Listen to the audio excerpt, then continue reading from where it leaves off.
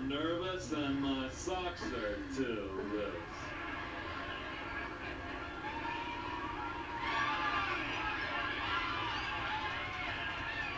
Sit down, Waldo.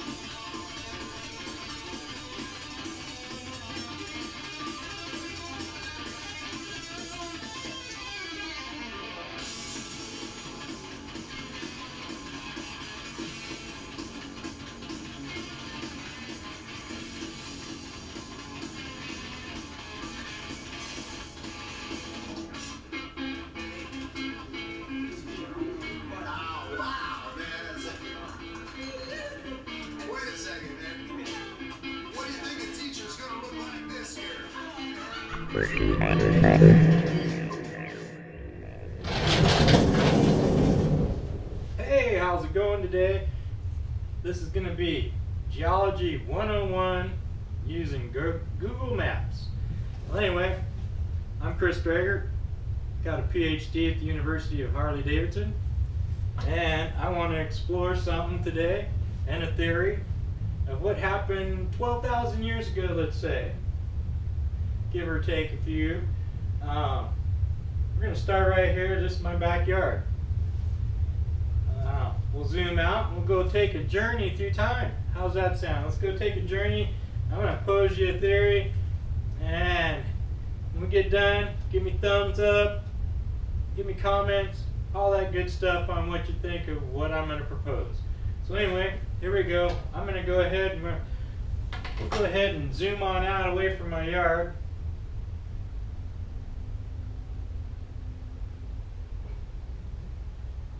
Say bye, yard.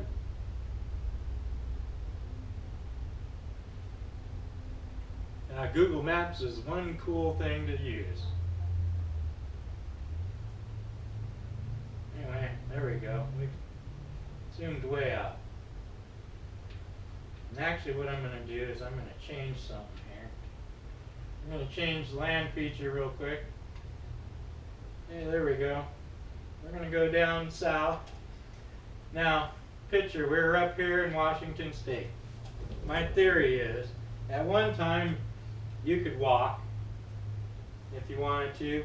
And this would have been back at the time probably when you could have walked across here when it was green from Russia through Alaska and down.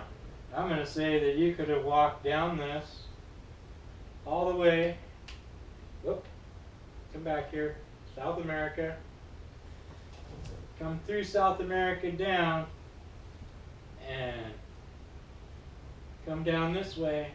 And I'm going to tell you that at one time, sometime back in time, maybe 12,000 years ago, I don't know this for any fact, but there is evidence that something catastrophic, scientists know this, 12,000 years ago, the climate changed, everything changed. They know that there was plant life and growth here, not covered with ice at one point. I'm going to tell you that this went through. I think the cool thing about this Google Earth and map, I probably would have never known this. I've researched this area, or researched what I found, and I can't find anything that says, hey, this was connected. They don't want to say, oh, over here to Africa, this was up over here to Africa, but these two were never connected. Well, I want to show you something, and I'm going to postulate the evidence here in a minute. But there is one thing I did find online that states an asteroid hit somewhere dead on straight here around this area. They say 250 million years ago. It's named after a ship. People that were doing drillings that found iron and iridium.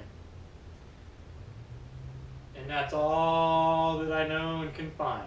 So, well, I'm going to change the view, and you'll see what I'm going to show you here in a second. There it is. I don't know if you can see this. Let me zoom in a little bit. Boom. There we go. Let's move the map here a little bit. Now, I'm going to show you and tell you right now that this is my theory, is that land went across. And if you can see this, there's a U shape here shadowing this going up. And the only reason I came to do this is from gold panning, reading geology books, and I do go out gold panning, but I had to get into geology to understand looking at rocks and formations so I could find gold. Well, because I was using this to find streams and stuff to go hunt and plan trips, I started getting fascinated by what you could see. And I see this. I'm going to tell you something. To me, because both sides here bend, there's a line with a U, a pile up, and it drops off right here. My theory is, 12,000 years ago, instead of that at 250 million, which if you look back, the German already made the theory of Pangea, and this was all one. Well, that was theorized at 250 million years ago, it was all one. So them saying 250 million years ago that the comet impacted right here, right in front of this, and that's why you can find evidence of iron and iridium. I'm going to say, no, that thing came in at an angle, plowed right through the land, and ended here. But went underneath and caused this stress fracture, which happens to coincide with the line that basically goes around the planet. But my theory is this is where the climate changed, and what caused the change and wiped out a lot of life and almost humans 12,000 years ago. Now I'm going to back out from this, and you can kind of see what I'm talking about. There's the big fracture, and anybody can look at this stuff and see this. And even the fracture and all this stress marks coincide, and even this mountain range and what looks like being pushed up was probably caused by the impact and force. Because to wipe out that land and end up here, and I don't know if it's possible to go down and sample this area, but I would say there's probably high evidence of iron and iridium in these areas. And the reason I say it changed our climate is let me go out of here real quick, and I'm going to go to a different thing here and I'm going to show you a NASA Goddard video real quick that shows the currents, and we'll fast forward to it to make it quick.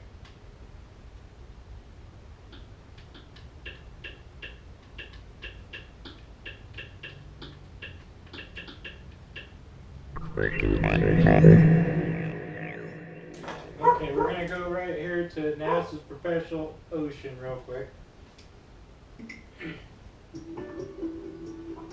And as you can see, it's showing the flow of water around the planet.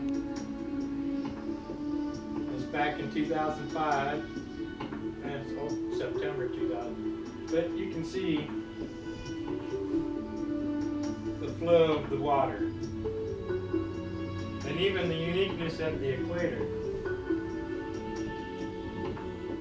which has also been changed at this time. See, there's the equatorial line now, and the water flows right along that equatorial line. And you see all these whirlpools and the flow, and like the river flow, and it's moving around the planet.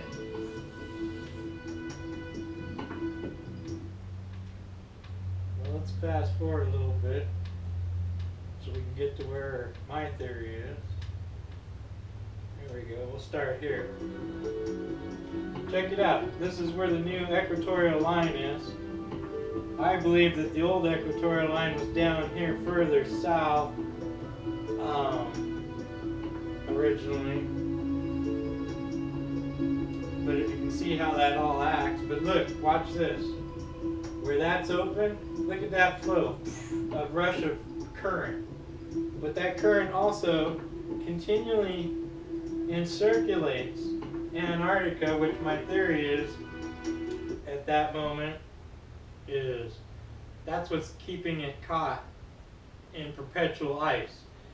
You've got that current flowing, circulating through it, and because of what we're taught with the currents of hot and cold water perpetuating our climate and keeping us in the northern halves warmer than normal. Well, what if that landmass was there and they produced a model like that with that landmass and the currents? How would they change? How would the weather patterns change? Would that prove my theory? I know that my theory of something going through the landmass, I believe that I can show that theory in a model, which I can do on the next video if everybody likes and thinks my idea is pretty good. I could make a model and make some land, put some water on both sides, and shoot some I don't know, like a BB gun through, BB through it in small scale, and end up with something looking similar to this. Took me a while to figure out why there's curvature to here, because I'm like, well, how could that thing fly straight but put a curve?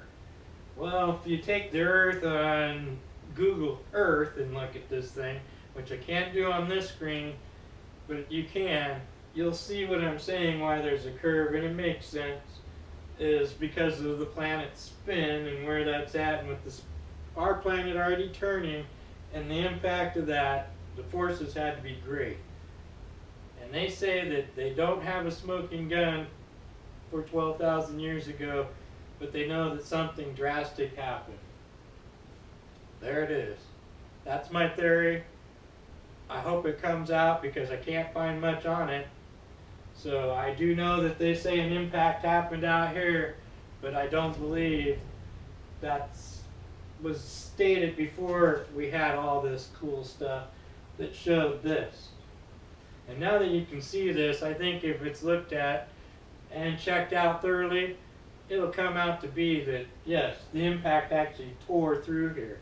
And that's probably what changed our climate to what we see today. Well, anyway, thanks for watching. Give me a thumbs up if you like it. Give me your comments and thoughts on what you think of my idea and theory.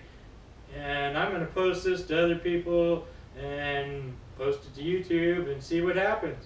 Alright, take care. This is Chris Drager, PhD, coming at you later.